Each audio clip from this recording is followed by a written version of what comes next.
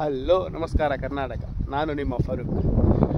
ಇವತ್ತಿನ ವರ್ಕ್ ಏನಪ್ಪ ಅಂದರೆ, ನಿನ್ನೆ ಬ್ಲಾಗಲ್ಲಿ ನೀವು ನೋಡಿರ್ಬೋದು, Tata Hitachi X200 arm cylinder open ಮಾಡಿದ್ವಿ. ಜಾಕ್ನೆಟ್ಟು ಡ್ಯಾಮೇಜ್ ಮತ್ತು ಥ್ರೆಡ್ ಹೋಗಿದ್ವು, ರೆಡಿ ಮಾಡಿಸ್ಕೊಂಡು ಬಂದಿದ್ವಿ ಇವತ್ತು. ಬರ್ರಿ ನೋಡೋಣ. ಚಕ್ನಟ್ಟಿಗೆ ವೆಲ್ಡಿಂಗ್ ಮಾಡ್ತಿದ್ದಾರೆ.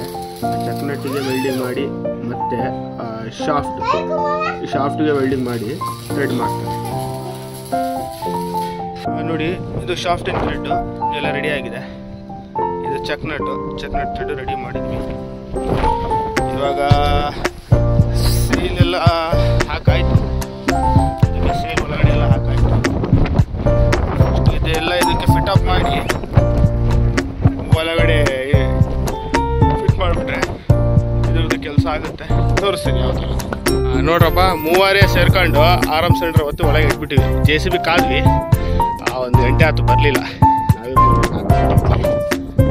ನಾವೇ ಹಾಂ ಈ ಥರ ಇದನ್ನು ಕೂರ್ಸೋದು.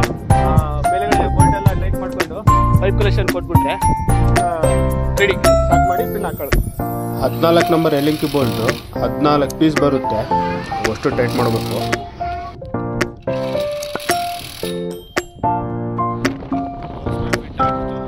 ಆ ವ್ಯೂ ನೋಡ್ರಪ್ಪ, ಸೂಪರ್ ಆಗಿದೆ. ಮಳೆ ಬರ್ಬೇಕಾದ್ರಂತೂ ಇನ್ನೂ ಸೂಪರ್ ಆಗಿರುತ್ತೆ.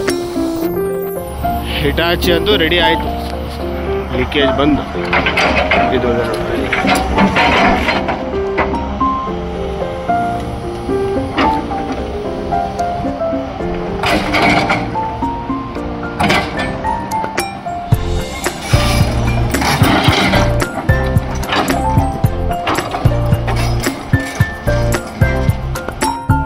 ಸಿಲಿಂಡರ್ಗೆ ಪ್ರೆಷರ್ ಕೊಟ್ಟು ನೋಡಿದ್ವಿ, ಮತ್ತೇನಾರ ಲೀಕೇಜ್ ಆಗುತ್ತಾ ಅಂತ.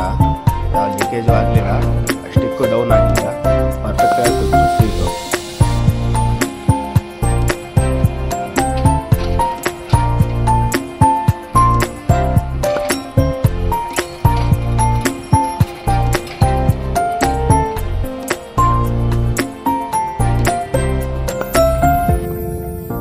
ಲೀಕೇಜ್ ಬಂದಾಯ್ತು. ಬ್ಯಾಕಪ್. ನಿಮಗೆ ಈ ವಿಡಿಯೋ ಇಷ್ಟ ಆಗಿದ್ರೆ ಲೈಕ್ ಮಾಡಿ, ಶೇರ್ ಮಾಡಿ, ಸಬ್ಸ್ಕ್ರೈಬ್ ಮಾಡಿ.